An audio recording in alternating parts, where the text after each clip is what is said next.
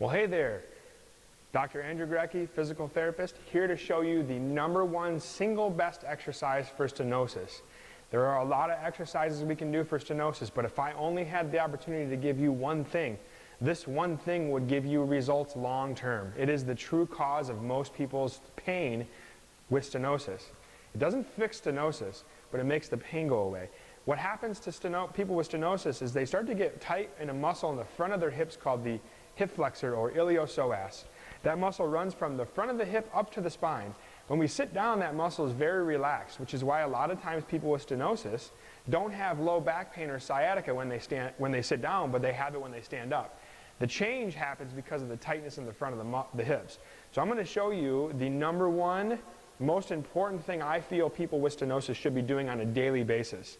So we're going to use this chair right here. This chair is going to be the opportunity for me to put my foot up on the chair, but I need to hold on to something. So for me, this is good enough. I'm going to use this whiteboard.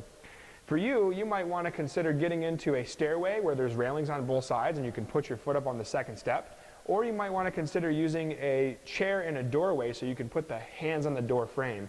It's up to you, but I want you to be safe.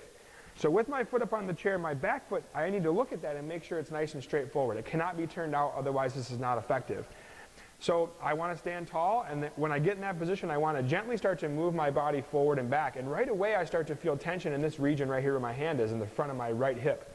So I'm going to move front to back for 30 seconds, real gently, real small motion too.